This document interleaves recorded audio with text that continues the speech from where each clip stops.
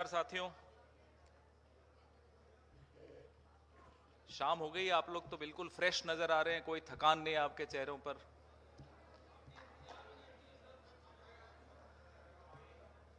जैसे कि आप लोग सुबह से शाम तक यहां मेहनत कर रहे हैं,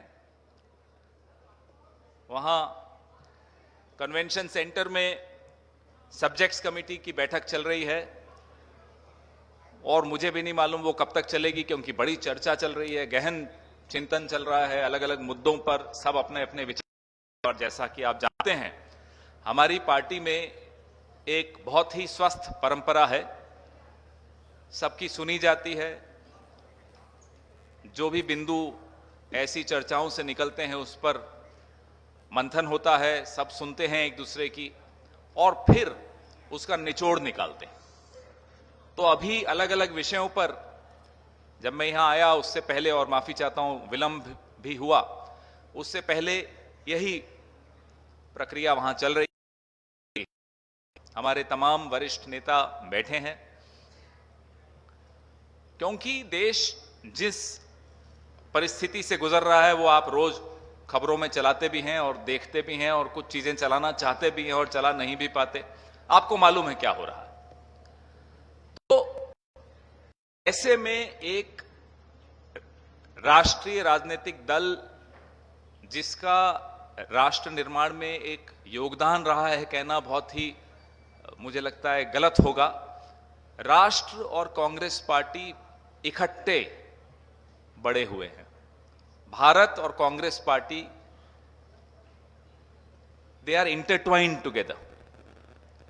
तो ऐसे में हमारी जिम्मेदारी बहुत ज्यादा बढ़ जाती है, खासतौर पे जब सरकारें मीडिया का मुंह बंद करने पर आमादा हो जाती हैं, विपक्ष की आवाज दबाने पर आमादा हो जाती हैं, बेरोजगारी पर सवालों के जवाब नहीं देती, महंगाई पर सवालों के जवाब नहीं देती, अर्थव्यवस्था की जो हालत है उस पर चर्चा नहीं चाहते, चीन आपके बॉर्डर्स के भीतर घुसता चला जा रहा है, उस पर आपको कोई चिंता नहीं है, कोई भय नहीं है। उल्टा आप अपने ही देश के मीडिया, अपने ही देश के रक्षा विशेषज्ञ, अपने ही देश के सेवानिवृत्त फौज के अधिकारियों, अपने ही देश के विपक्ष को लाल आंख दिखाते हो। लाल आंख दिखानी कहीं और थी आपको। और अब तो आपने देखा, इसी हफ्ते जयशंकर जी ने इंटरव्यू दिया। वो इंटरव्यू पढ़कर एफएम का फुल फॉर्म ही बदल गया। एफएम को हम नॉर्मली कहते थे फॉरेन मिनिस्टर, फेल्ड मिनिस्टर का दर्जा एफएम को अब उन्होंने खुद दे दिया, हमने नहीं दिया। जिस तरह की उन्होंने भाषा का इस्तेमाल किया कि चीन तो भाई बहुत बड़ा है, इतनी बड़ी अर्थव्यवस्था है, हम उसको कैसे आंख दिखा सकते हैं। ये भारत का विदेश मंत्री कह रहा है कि चीन बहुत बड़ा है, हम उसको आंख नहीं दिखा सकते। इंदिरा जी के वक्त बांग्लादेश की जब लिबरेशन की वॉर चल रहा था, अमेरिका ने हमें आंख दिखाने की कोशिश की थी। इंदिरा जी के पास भी ये बहाना था कि अरे अमेरिका तो बहुत बड़ी अर्थव्यवस्था है, छोड़िए, चलिए हम पीछे हट जाते हैं। इंदिरा जी ने तो ऐसा नहीं कहा था। 1962 की वो बात करते हैं, हम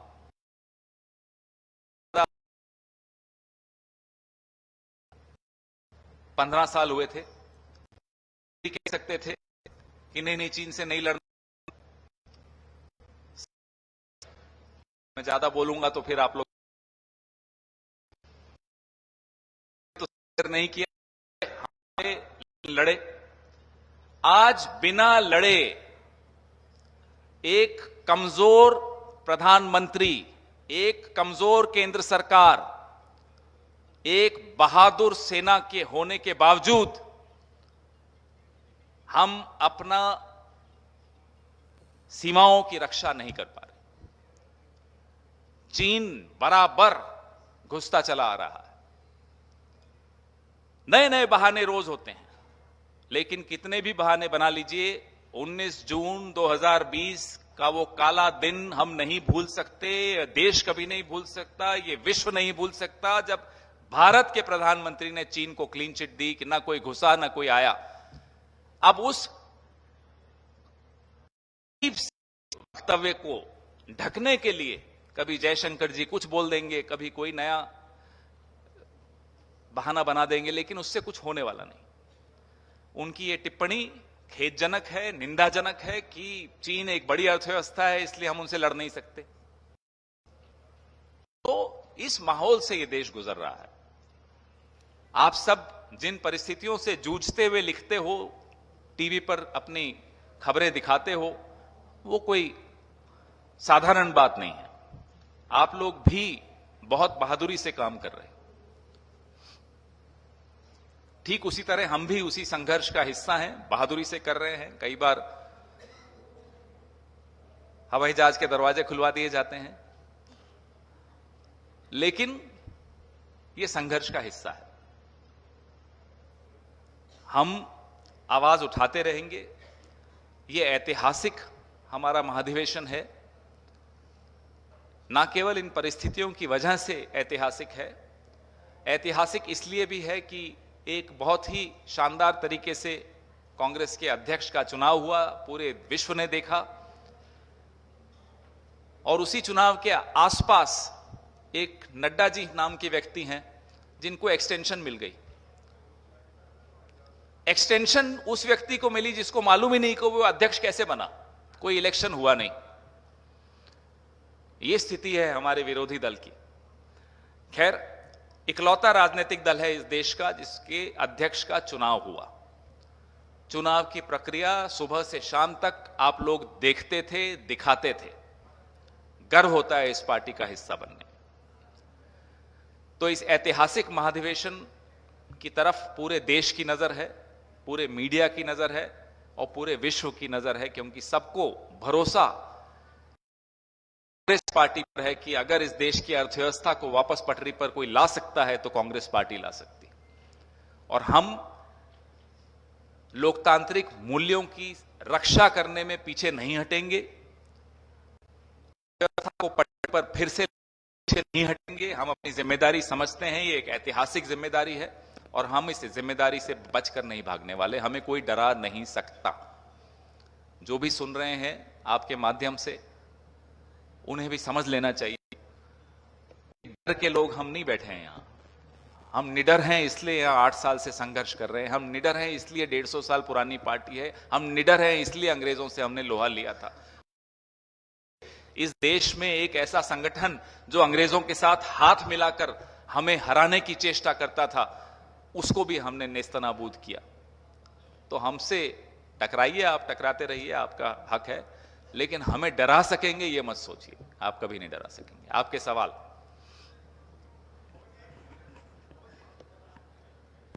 माइक दीजिए उनको। पवन जी, प्रधानमंत्री ने कांग्रेसी कहते हैं कि मोदी तेरी कब्र खुदेगी, कल जो नारा लगा उसका हवाला दिया और कहा कि जनता लेकिन कहती है कि मोदी का कमल खिलेगा। क्या कहेंगे इस पर? ये अटपटी सी बातें वही सुनते हैं और फिर अटपटी सी बातें भी वही लोग करते हैं। जवाब दीजिए ना, बेरोजगारी पर क्यों नहीं देते? महंगाई पर चर्चा करिए ना, क्यों नहीं करते? इतना बड़ा कांड हो गया अदानी जी का, उस पर चर्चा क्यों नहीं होने देते? अदानी जी का नाम अगर संसद में कोई ले ले तो उसको एक्सपंज कर देते हैं। क्यों करते हैं? इसका जवाब दीजिए ना। मुद्दे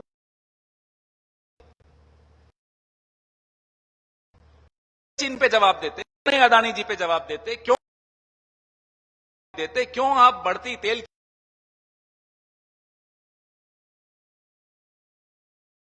आपको इस तरह की अटपटी सी बातें करनी और इसी तरह की अटपटी बातें सुननी है? आप देश के प्रधानमंत्री हैं। आप कोई विपक्ष के नेता नहीं है कि कुछ भी कह देंगे चल जाएगा। आपकी पूरा विश्व सुनता है। जिम्मेदारी से बोलना चाहिए। आपको अपनी जिम्मेदारी समझनी चाहिए। आपको जो ज्वलंत मुद्दे हैं इस देश के सामने, उस पर आपको अपना ध्यान लगाना चाहिए। हमें मालूम है कि आपको नींद नहीं आ रही, लेकिन जिन कारणों से आपको नींद नहीं आ रही है वो कारण ठीक नहीं है। वो कारण महंगाई होना चाहिए, वो कारण बेरोजगारी होना चाहिए, वो कारण चीन होना चाहिए, वो कारण अदानी नहीं होना चाहिए।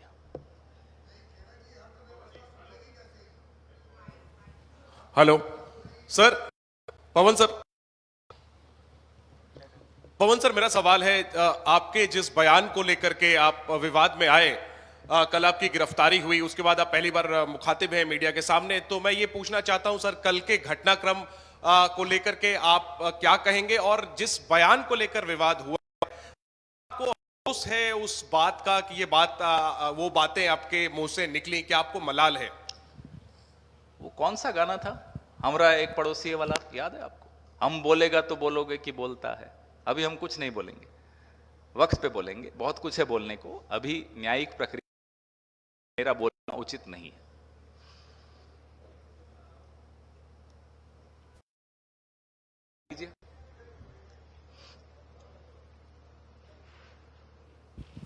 हेलो खेड़ा साहब, मेरा सवाल। खेड़ा साहब, सर मैं डॉक्टर अनिल द्विवेदी हूं, और मेरा सवाल ये है कि सुनने में आ रहा है कि CWC में इस बार 50% महिलाओं को, अच्छा फैसला है, लेकिन मैं ये पूछना चाहता हूं कि 10 साल यूपीए की सरकार रही, महिला आरक्षण बिल आज भी लटका हुआ है, आपके समय भी लटका हुआ था। ये जरूरत क्यों कांग्रेस को महसूस हुई कि वर्किंग कमेटी में 50% महिलाओं को पद दिए जाए? जो आपने कहा वर्किंग कमेटी का निर्णय, वो आपको पहले मिल गया होगा, मुझे नहीं मिला, तो मैं उस पर तो नहीं टिप्पणी करूंगा। जो आपने दूसरी बात कही कि 10 साल, एक लोकतंत्र में द्विवेदी जी, कोई निर्णय कितना ही अच्छा निर्णय क्यों नहीं हो, वो थोपा नहीं जा सकता देश पर, समाज पर, या देश की राजनीतिक प्रणाली पर। निर्णय लेने से पहले, जिसको अंग्रेजी में कहते हैं you to prepare the ground, आपको तैयारी करनी पड़ती है, आपको लोगों के बीच में जागरूकता लानी पड़ती है, आपको लोगों का कॉन्सेंसस बनाना पड़ता है। आसान नहीं होता है इस एक लोकतंत्र में निर्णय लेना और सरकारें चलाना। ताली बजाकर 500 और 1000 के नोट बंद करने जैसे निर्णय हम नहीं ले सकते। अचानक टीवी पर आए, 8 बज गए साहब, 12 बजे ताले बंद, सब बंद, लॉकडाउन, ऐसे निर्णय हम नहीं ले सकते। कांग्रेस पार्टी इस देश की नब्ज समझती है। कांग्रेस पार्टी जानती है कि कोई भी महत्वपूर्ण निर्णय लेने से पहले इस देश को विश्वास में लेना चाहिए, हर वर्ग को विश्वास में लेना चाहिए। वर्गों को आपस में लड़ाना नहीं है। निर्णय लेना बड़ा आसान होता है, लड़ाइयां करवाना बहुत आसान होता है। तो जब इस तरह के निर्णय लिए जाते हैं उसमें समय लगता है, लेकिन वो जब आप लोगों को विश्वास में लेकर निर्णय लेते हो, हर वर्ग को विश्वास में लेकर निर्णय लेते हो, तो निर्णय अचूक होता है और समाज के लिए हितकारी होता है, देश के लिए हितकारी होता है।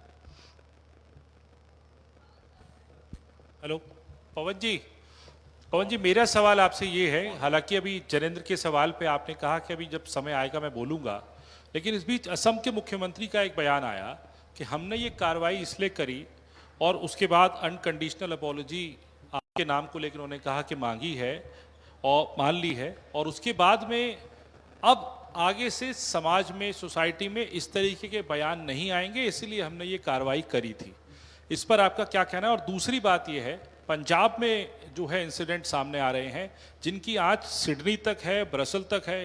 ब्रसल में तो इंडियन जो हाई कमीशन है वहाँ पर बाकायदा जो है कुछ खालिस्तानी लोगों ने उसको टारगेट किया, और सिडनी के अंदर और मेलबर्न के अंदर मंदिरों के ऊपर धमकी भी दी गई है। इन दोनों पे मैं आपका बयान चाहता हूँ। पहले पे मैं कोई बयान नहीं दूंगा, क्योंकि मेरा पहले दिन से 17 तारीख जब मुंबई में मैंने प्रेस वार्ता की, तब से जो मैंने कहा और जो मैंने ट्वीट किया, मैंने स्पष्ट तौर पे कहा था कि ये मैंने गलत बोला है, मेरा मतलब ये था। तो इसलिए मैं उस पर और कोई टिप्पणी नहीं करूंगा। दूसरा जो आपका सवाल है, बहुत चिंता का विषय, आतंकवाद और ऐसे संगठन, जिन संगठनों की आप बात कर रहे हो, जो सर उठा रहे हैं पंजाब में, ये अपने आप में देश के लिए और विश्व के लिए एक खतरे की घंटी है। और मुझे नहीं लगता कि पंजाब सरकार सक्षम है इस स्थिति को समझने में भी। इस स्थिति से निपटना तो बहुत दूर की बात है, इस स्थिति को समझने में भी सक्षम है या नहीं, मुझे इसमें संशय है। एक व्यक्ति देश के गृह मंत्री को वो आज भी सरेआम आजादाना घूम रहा है, कोई कानूनी कार्रवाई उस पर नहीं हो रही। देश का गृह मंत्री देश का होता है, एक तरह से सीधे सीधे को धमकी दी जाए और वो व्यक्ति पर कोई कानूनी कार्रवाई नहीं हो, कोई हवाई जहाज नहीं रोकते हैं, कोई हवाई जहाज से उतारे नहीं जाते हैं, कोई किसी प्रदेश की पुलिस नहीं जाती है, तो आतंकवाद को कोई समर्थन कर रहा हो उसके लिए नियम कुछ और हो, के नियम हो, तो ये अपने आप में चिंता का विषय है। जो हो रहा है वो कुछ, उम्मीद करता हूं कि राज्य सरकार हो या केंद्र सरकार हो, दोनों का ध्यान इस तरफ होगा और इसका उदाहरण हमें दिखेगा आने वाले कुछ घंटों में, दिनों में भी नहीं, क्योंकि स्थिति वाकई विस्फोटक है।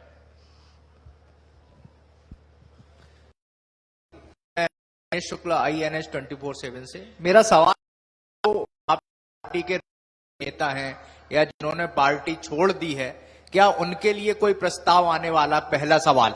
सर दूसरा सवाल ये कि जो लाइन है संघ और सावरकर को लेके, उसको लेके क्या निर्णय हो सकता है, या जिस तरह के बयान आते फिर बैकफुट पे आना पड़ता है पार्टी को? मैं नहीं जानता प्रस्ताव के विषय में, क्योंकि वो तो एक प्रक्रिया है, ऐसे प्रस्तावों की वो प्रक्रिया चल रही है। आपको आने वाले कुछ 2 दिनों में सब कुछ स्पष्ट होगा ही, कल और परसों में। लेकिन सामान्यतः कांग्रेस पार्टी का दिल बड़ा है। कांग्रेस पार्टी के दरवाजे और खिड़कियां खुली रहती हैं, ताजी हवा आती रहती है। हमारे दरवाजे किसी के लिए बंद नहीं हो जाते। हां, एक लक्ष्मण रेखा होती है, विचारधारा की लक्ष्मण रेखा अवश्य हम कोशिश करते हैं कि वो न टूटे, क्योंकि पूरी बात, पूरा संघर्ष, दशकों का संघर्ष, मैं तो कहूंगा सैकड़ों सालों का संघर्ष विचारधारा का ही है। तो उस संघर्ष पे या उस लक्ष्मण रेखा पे कोई समझौता न हो, ज्यादा से ज्यादा हमारा प्रयास यही रहता है। रही बात, आपने कुछ संगठन का नाम लिया, एक गैर पंजीकृत संगठन का आपने नाम लिया और उनके एक नेता का आपने नाम लिया, तो बैकफुट पे हम कभी नहीं रहते। लेकिन मैं आपको एक बात बताना चाहता हूं कि सेंट्रिज्म जो हमारी विचारधारा है कांग्रेस पार्टी की, वो न लेफ्ट है न राइट है, वो उन दोनों का सम्मिश्रण है। वो लेफ्ट के खिलाफ नहीं है, वो राइट के खिलाफ नहीं है, लेकिन वो एक्सट्रीम लेफ्ट के खिलाफ है और एक्सट्रीम राइट के खिलाफ है। यही इस देश की विचारधारा है, यही सनातनी विचारधारा भी है, परंपरा भी यही है, यही हर धर्म का निचोड़ है, हर धर्म का। आप बुद्धिज्म ले लो, इस्लाम ले लो, जैनिज्म ले लो, सिखिज्म ले लो, पारसी, ज़ोरास्ट्रियनिज्म, आप कोई धर्म उठा के देख लीजिए। मैंने आपको कहा सनातनी परंपरा के भी विषय में, उन सबका निचोड़ वही है जो कांग्रेस की विचारधारा है। सेंट्रिज्म को हिंदी में क्या कहते हैं? मध्य मार्ग। तो मध्य मार्ग में कभी कोई बैकफुट पे नहीं जाता है। मध्य मार्ग में यह सुनिश्चित किया जाता है कि हमारे कदम कहीं ज्यादा लेफ्ट में ना चले जाएं, हमारे कदम कहीं ज्यादा राइट में ना चले जाएं। कदम आगे ही बढ़ते हैं, पीछे नहीं जाते।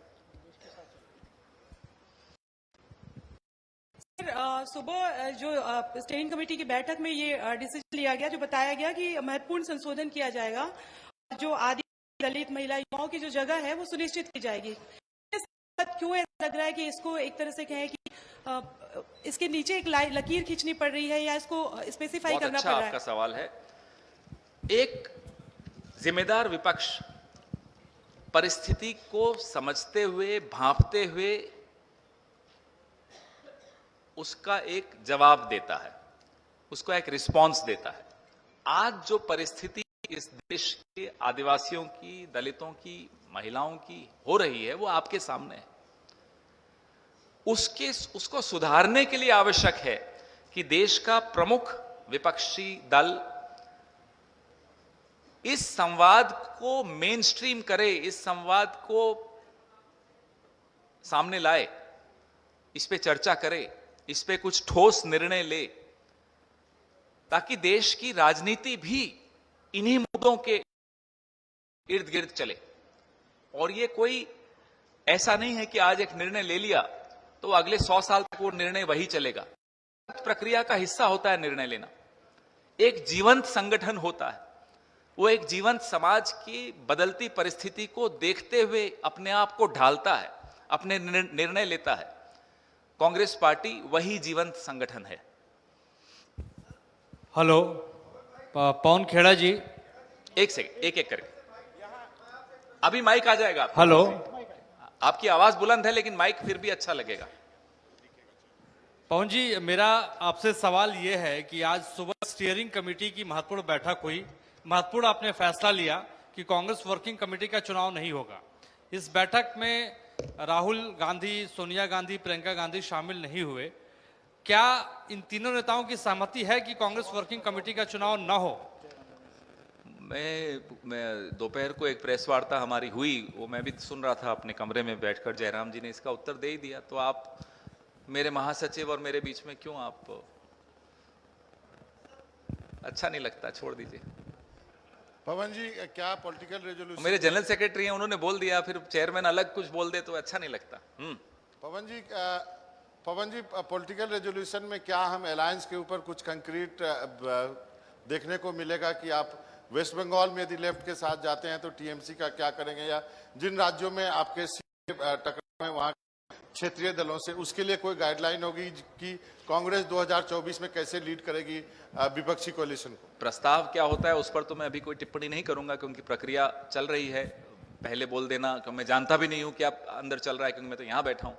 तो जो भी निर्णय होगा आपके सामने जल्दी ही आएगा। जो भी निर्णय होगा सबकी सहमति से होगा। अलग अलग राज्य के प्रतिनिधि हैं, यहां प्रदेश अध्यक्ष भी हैं, महासचिव भी हैं अलग अलग राज्यों के, वहां की बड़े नेता भी हैं। तो वहां की क्या परिस्थिति है, उस परिस्थिति को जहन में रखते हुए आम सहमति बनाकर जो निर्णय निकलेगा वो आपके सामने आएगा। लेकिन इस प्रक्रिया में समय लगता है, इसलिए 3 दिन का हमारा सत्र है, सब चर्चा चल रही है।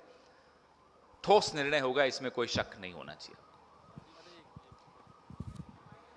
प्रदीप सर, मेरा एक सवाल है कि विपक्षी एकता को लेकर ही क्या कब तक पूरी रूपरेखा तैयार हो जाएगी, क्योंकि कई दल अभी भी कांग्रेस को स्वीकार करते हुए दिखाई नहीं दे रहे हैं। विपक्ष के जो दल हैं, क्या उनके साथ कोई बातचीत चल रही है? देखिए, ये बातचीत चलना या इस प्रक्रिया का होना, ये कोई इसकी तारीख, स्टार्टिंग डेट और एक्सपायरी डेट होती नहीं है, ये चलती रहती है। कुछ चीजें दिखती हैं, कुछ घटनाएं दिखती नहीं है, लेकिन वो घटनाएं होती रहती हैं। इसमें दुर्घटना नहीं होगी, ये मैं आपको बता सकता हूं। पवन जी, मैं A1 न्यूज से अभिषेक झा हूं। आपने एक बात कही, सबसे पहले उससे जिक्र करूंगा मैं। आपने कहा कि मध्य मार्गी, मैंने मध्य कहा बीच से, उसमें आपने मीडिया का जिक्र छोड़ दिया। शायद आप लोग वाम और दक्षिण के बीच में मीडिया को भी मध्य में नदी की धार की तरह। एक सवाल मेरा आपसे है, आपकी बैठक में सबसे महत्वपूर्ण सवाल, इस वक्त इस साल में जिन 2 राज्यों में चुनाव होंगे उसमें राजस्थान और छत्तीसगढ़ भी है। गुजरात मॉडल को लेकर मुख्यमंत्री नरेंद्र मोदी देश के प्रधानमंत्री तक पहुंचे। आज 71 सीटों के साथ देश में सबसे अव्वल स्थिति में आप छत्तीसगढ़ में हैं। क्या छत्तीसगढ़ का मॉडल या राजस्थान का मॉडल या हिमाचल का मॉडल, कौन सा मॉडल आपके यहां इस बैठक में सबसे ज्यादा चर्चा का विषय है, जिसके सहारे आपके 23 और 24 की कार्य योजना बनेगी?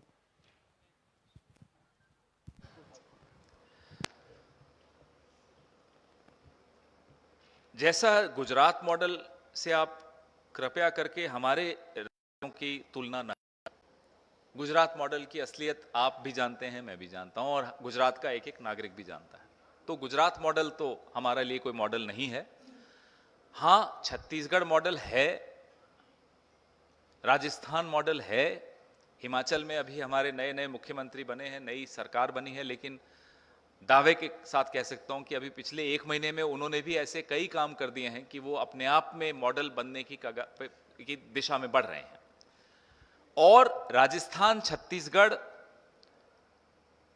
हम कुछ वक्त मध्य प्रदेश पड़ोसी राज्य में रहे, उसमें भी कुछ ऐसे काम किए हैं जिसको भारतीय जनता पार्टी शासित प्रदेश भी, वो ठीक है मोदी जी से डर जाते हैं तो नहीं करते, लेकिन वह भी उसका अनुसरण करना चाहते हैं। और तो और कोविड मैनेजमेंट में प्रधानमंत्री स्वयं राजस्थान मॉडल का जिक्र कर चुके हैं, भीलवाड़ा मॉडल का जिक्र कर चुके हैं।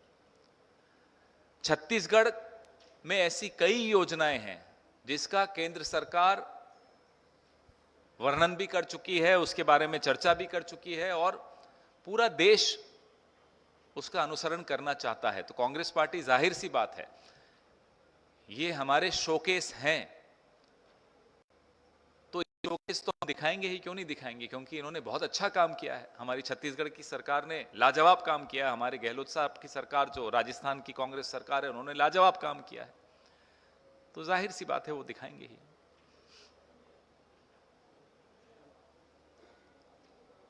प्रदीप। पवन जी नमस्कार। मेरा ये सवाल है कि जिस विचारधारा की बात आपने की है और खासतौर से लेफ्ट राइट जो कांग्रेस की विचारधारा स्पष्ट तौर पर आपने रखी है, लेकिन इस मध्यम वर्ग में कई बार हमने देखा है कि कांग्रेस डगमगा जाती है। एक तरफ लेफ्ट पार्टी के साथ वो गठजोड़ करती है त्रिपुरा में, और दूसरी तरफ सीपीएम के साथ और लेफ्ट पार्टी लड़ाई होती है केरल में। तो ये मध्यम वर्ग में सहयोगी कौन होंगे आपके मिशन 2024 को? आप राजनीतिक परिस्थिति को, विचारधारा के सफर को जोड़ते हुए आपने एक सवाल पूछा। अलग अलग राज्यों में राजनीतिक परिस्थिति बदलती है, अलग अलग होती है, भिन्न होती है, निर्णय भी उसी हिसाब से लिए जाते हैं। कांग्रेस विचारधारा के मार्ग पर कभी भी नहीं डगमगाती, न कभी डगमगाएगी, क्योंकि ये ऐसी विचारधारा है जब दोनों का सम्मिश्रण है तो डगमगा ही नहीं सकती। वो दोनों में समन्वय लाती है कि समाज में कोई एक वाद हावी न हो जाए, कोई एक वाद दूसरे को पर हमला नहीं करे, कोई एक वाद दूसरे विचारधाराओं को खत्म न कर दे।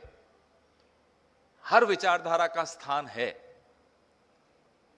एक भी व्यक्ति किसी विचारधारा को मानता है इस देश का, उस व्यक्ति का सम्मान करना और उसके विचारधारा का सम्मान करना हमारा फर्ज है, हमारा कर्तव्य है। ये होती है मध्य मार्ग वाली विचारधारा।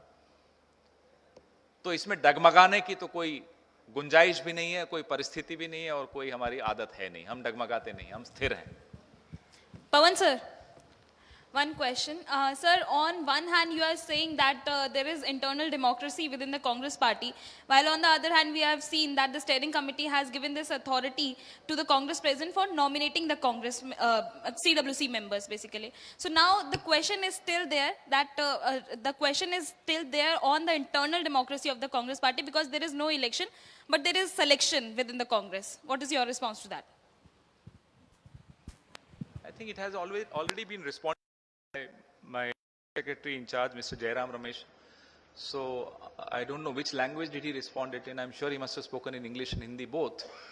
So where is it that you want me to respond again? In a democracy, if four of us choose to empower Mr. Vineet Punia to take a decision, it's a democratic process. It's a democratic decision. Where is the confusion? If Mr. Vineet Punia decides to shut all of us up and says only I will decide, that's undemocratic. But if all four of us authorize him to take a decision, that's democratic. So where is the contradiction? पवन जी मैं वैभव news 24 से, क्या इस अधिवेशन से ये तय हो जाएगा कि 2024 का चुनाव मोदी बनाम राहुल होने वाला है? राहुल गांधी ही चेहरा होंगे और इस पर भी कोई रणनीति बन रही है, इस पर चर्चा हो रही है, पवन खेड़ा जी भी यही चाहते हैं।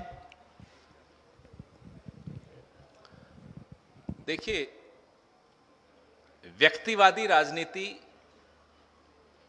एक समय तक, एक सीमा तक ठीक लगती है। व्यक्तिवादी राजनीति देश का, समाज का, संगठनों का, देश की संवैधानिक संस्थाओं का नुकसान ही करती है। कांग्रेस पार्टी व्यक्तिवादी राजनीति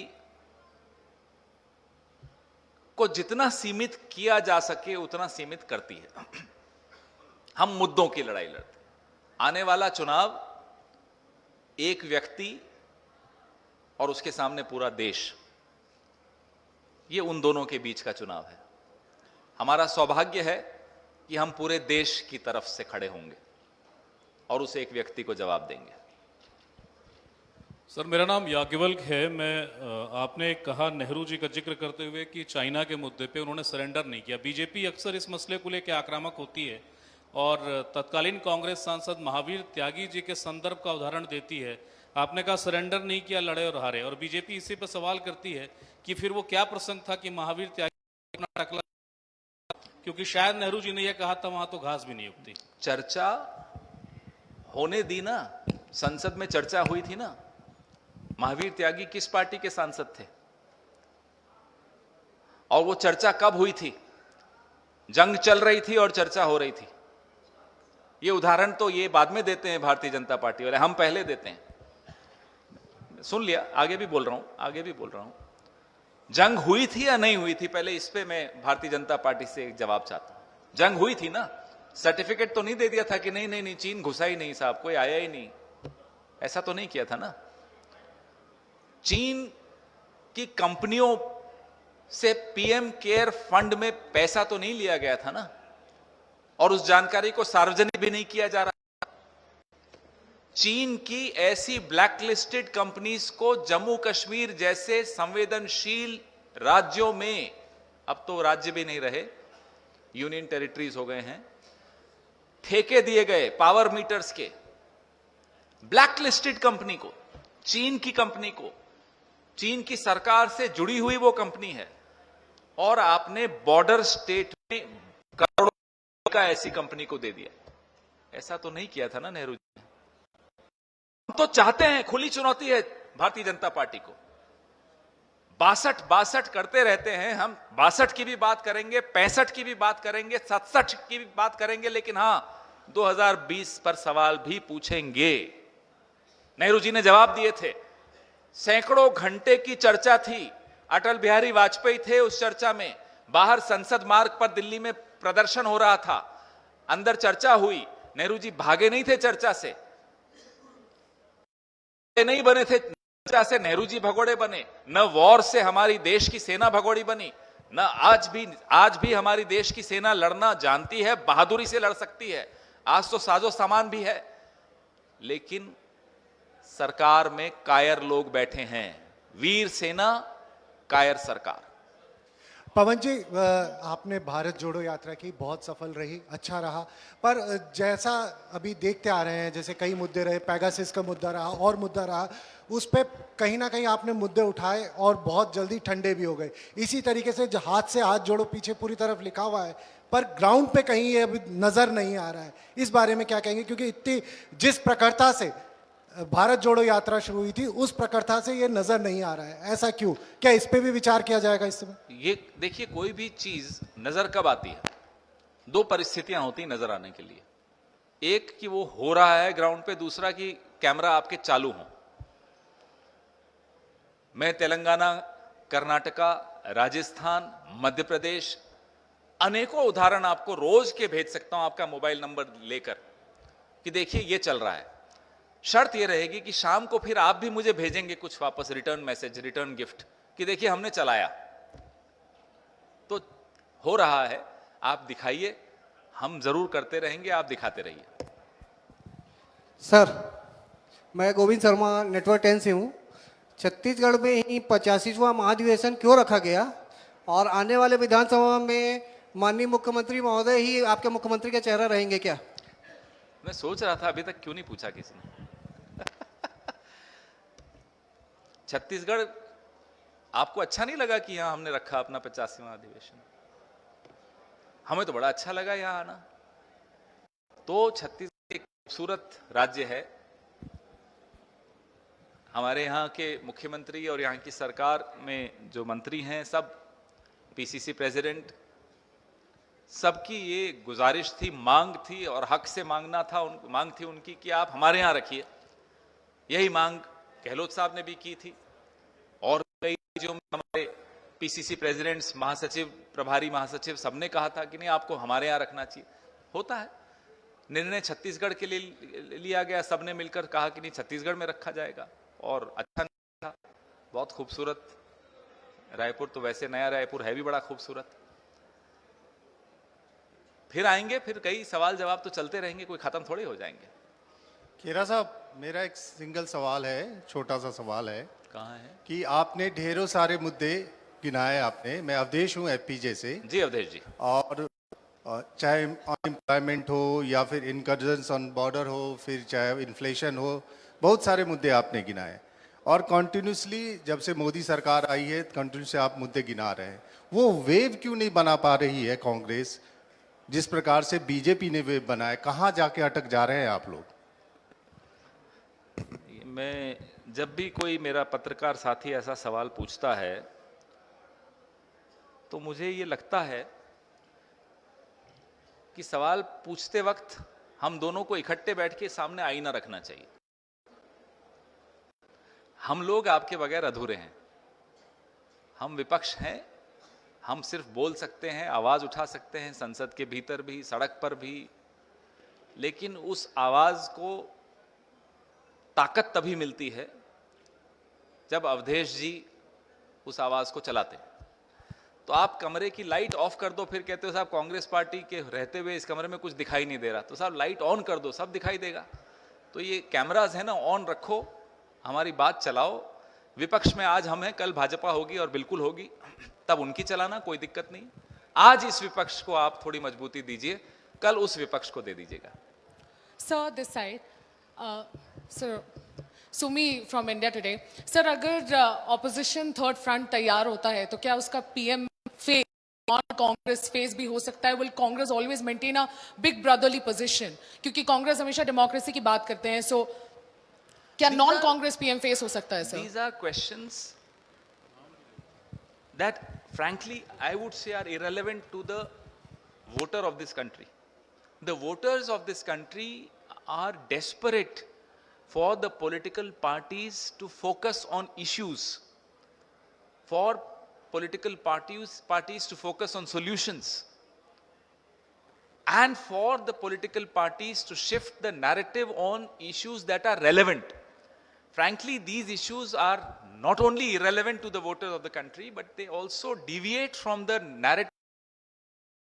The voter wants political parties to discuss unemployment, price rise, law and order, women's safety, China, aggression of China, border safety, foreign policy, a weak rupee, a doddering economy. These are the issues that people of India want us to talk about and to focus on. We would not deviate in these irrelevant issues. However, I respect your question. There will be a time when there will be a response for this question. Hello Pawan ji, Kaushal बोल रहा हूँ दैनिक भास्कर से। अभी आपने कहा कि हम चेहरे पर, व्यक्ति पर चुनाव नहीं लड़ेंगे, मुद्दों पर चुनाव लड़ेंगे। पूरे देश में बीजेपी हिंदुत्व के मुद्दे को लेके मुखर है और देश भर में वो उसका काम कर रही है। कांग्रेस इसको कैसे निपटेगी? जो हिंदुत्व का जो मुद्दा है बीजेपी का, कांग्रेस उसका सामना कैसे करेगी? आज से थोड़े कर रही है बीजेपी। बीजेपी का जो पिछला अवतार था जनता पार्टी, उससे भी पिछला अवतार था जनसंघ, उससे भी पिछला अवतार था हिंदू महासभा, वो हमेशा यही करते आई। और हमेशा हम देश के लिए जो प्रासंगिक मुद्दे हैं उसी पर अपनी राजनीति करते आए। देश के लिए प्रासंगिक मुद्दा था विदेशी को बाहर करना, अंग्रेजों को बाहर करना। तब भी जिस विचारधारा की आप बात कर रहे हैं वो किसी और रूप में, हिंदू महासभा के रूप में आई थी। मुस्लिम लीग के साथ हाथ मिला के प्रांतीय सरकारें बनाती थी। 1942 में भारत छोड़ो आंदोलन जब हम लोग कर रहे थे, हम लोगों ने सरकारें छोड़ दी थी। हिंदू महासभा और मुस्लिम लीग मिलके 3-3 प्रांतों में सरकारें बनाई थी और वहां पार्टीशन का प्रस्ताव पारित हुआ था। तो इनकी जुगलबंदी तब भी चल रही थी, आज भी चल रही है। अलग अलग तरीके से इनकी जुगलबंदी चलती है, इनके यही मुद्दे रहते हैं। हमारे मुद्दे ये इसलिए नहीं है क्योंकि देश के भी ये मुद्दे नहीं हैं। कुछ वक्त के लिए ऐसा लगता है कि इस देश की गहराई को समझना अपने आप में एक बहुत कठिन चीज होती है। भारतीय जनता पार्टी से उम्मीद भी मत रखिएगा कि उस देश की गहराई को समझ पाएगी कभी। Sir, this is Hariom from Jharkhand Reporter. This is my second plenary session as a journalist. मेरा क्वेश्चन ये है कि 2014 के बाद से कांग्रेस आम जनों से जुड़े पॉलिटिकल नैरेटिव सेट करने में नाकामयाब रही है। तो इस महाधिवेशन ऐसा कुछ मंथन होगा जिससे कि आगामी दिनों में कांग्रेस के मुद्दे जनहित आम जनों से कनेक्ट करें। हम तो हमेशा वही मुद्दे उठाए जो आम जनों के ही मुद्दे होते हैं। यही सवाल अवधेश जी ने पूछा था अभी, उसी का जवाब मैं दोहरा दूंगा अगर आप कहेंगे तो। हम विपक्ष कोई भी हो, कांग्रेस हो, कल भाजपा होगी, बिना मीडिया के अनाथ हैं। तो आप की एक जिम्मेदारी है, मुझे पूरा भरोसा है आप उस जिम्मेदारी को अच्छी तरह निभा रहे हैं। कई बार राष्ट्रीय मीडिया नहीं निभा पाता, उनकी मजबूरियां होती हैं। रिपोर्टर्स तो बेचारे अपना काम कर रहे होते हैं, मालिकों की मजबूरियां होती होंगी। तो विपक्ष को ये लांछन देना, ये उल्हाना देना कि साहब आपके मुद्दे चल नहीं रहे, मुझे लगता है you are being unfair to us. We need you. Without you, opposition cannot amplify its voice. We'll try, but we need your help. And tomorrow the BJP, when the BJP is in opposition, even they'll need your help, and you should help them. Like you helped them before 2014. Why not? That's your job. Media and opposition have a particular unspoken, unwritten understanding. And it's a very healthy understanding for democracy. I miss those prime time debates which I used to watch before 2014. Draft CAG report leaked. I miss those debates. Where are the draft CAG reports that get leaked anymore? Forget the draft CAG reports. Where are the final CAG reports that get reported? But that was a very healthy, very, very healthy trend, which unfortunately cannot be seen anymore. The report can be right, wrong, that can be debatable. But where are those prime time debates? Show me one debate in the last 8 years in public interest as a campaign any media house ran which went contrary to the government narrative. It's unfortunate, but it's an unfortunate truth. So our struggle is not just to raise people's voice, not just to amplify those issues. Our struggle is, unfortunately, to do it alone, without the help of mainstream media, unfortunately, at times. With a very heavy heart, I have to say that. Pawan ji, Shubham Kumar, India 24/7 से। अभी ED CBI की Reds, फिर बयानबाजी, फिर गिरफ्तारी, फिर उसके बाद फिर प्रतिक्रिया, ये साइकिल कब तक चलता रहेगा? ये राजनीति का कौन सा स्तर है? और अगर रुकना हो तो किसे रुकना होगा? अप्रैल 2024 तक तो चलता रहेगा।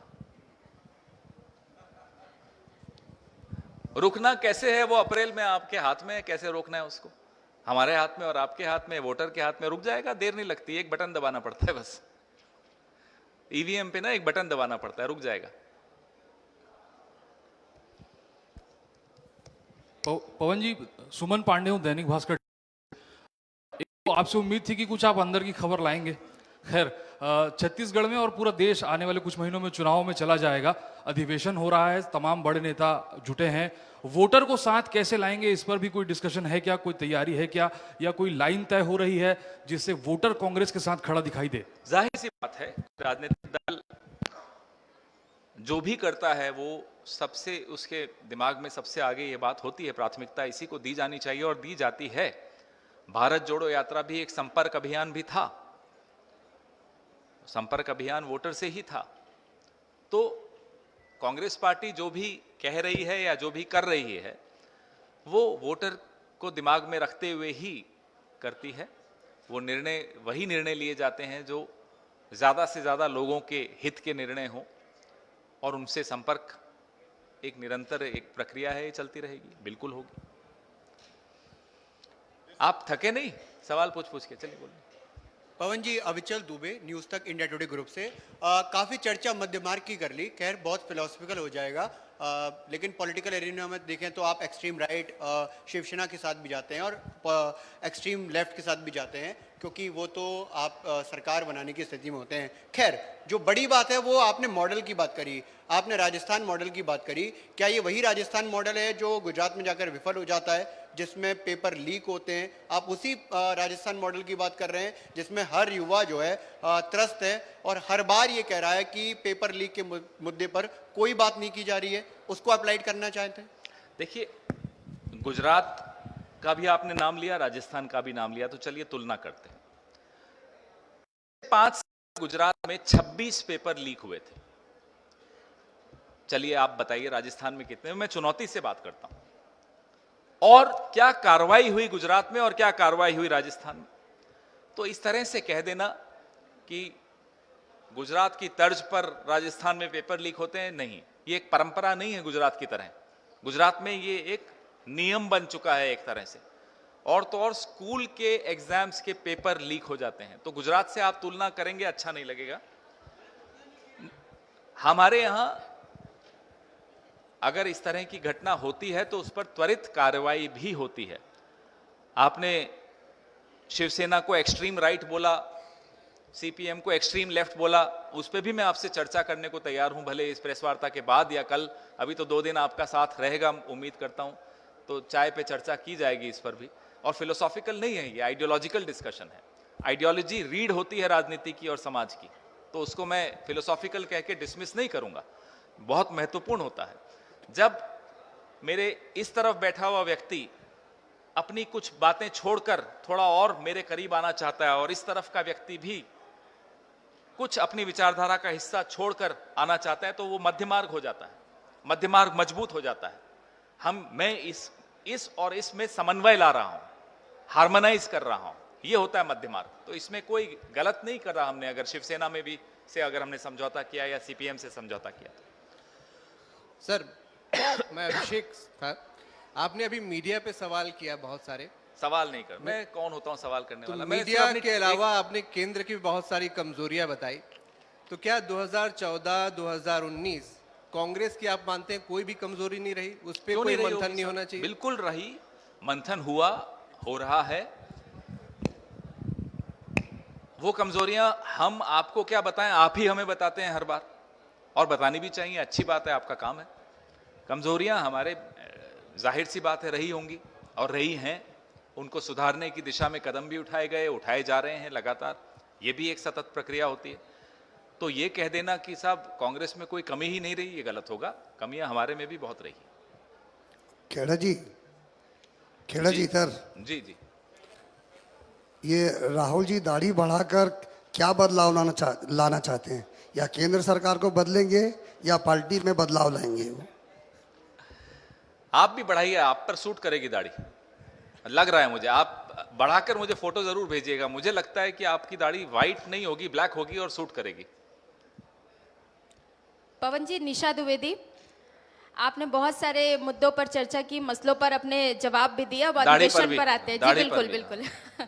अभी आप सब्जेक्टिव कमेटी की जो बैठक हो रही है उसमें भी आप शामिल हुए, कई सारे मुद्दे हैं उसमें और 6 मुद्दों पर चर्चा होनी है। तो हालांकि अब तक हमारे पास कोई सूचना नहीं आई है, तो उस पर अगर आप थोड़ा सा ध्यान आकर्षित करें कि क्या किन मसलों पर चर्चा हुई है और क्या बातचीत हुई है। 6 के 6 मुद्दे पर चर्चा चल रही है, अलग अलग लोग प्रस्ताव अपना सुझाव दे रहे हैं, प्रस्ताव दे रहे हैं, फिर उन प्रस्तावों और सुझावों पर चर्चा हो रही है। तो ये जाहिर सी बात है, बहुत विस्तृत चर्चा होती है।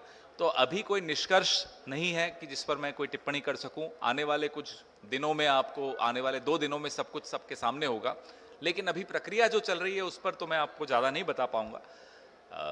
जितने भी वहाँ भाग ले रहे हैं सबके पास अमूमन हर विषय पर कुछ ना कुछ कहने को है, और अच्छी बात है ये। इससे लगता है कि सब पूरी रुचि लेकर, पूरा समझकर, पढ़कर, चर्चा करके आपस में लोग बैठे हैं, तो अच्छा लगता है। हाँ जी, जी सर, मैं भास्कर दूध से बोल रहा हूँ और मैं आपसे एक ही सवाल करना चाहता हूँ कि बीजेपी इतनी आक्रामक क्यों हो गई है और आपकी अपनी गिरफ्तारी पर आप क्या कहना चाहते हो? सॉरी, किसकी गिरफ्तारी? जी, पवन खेड़ा जी की गिरफ्तारी। छोटी सी बात है, कल रात गई बात गई, छोड़ी कुछ और बात करते। जी, मगर देश में कुछ माहौल कुछ बदल रहा हुआ है और फिर ऐसी व्यवस्था होने के कारण क्या इस अधिवेशन से कुछ रास्ता तय हो पाएगा?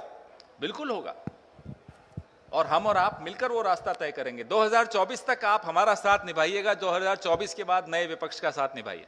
धन्यवाद। चले, थैंक यू।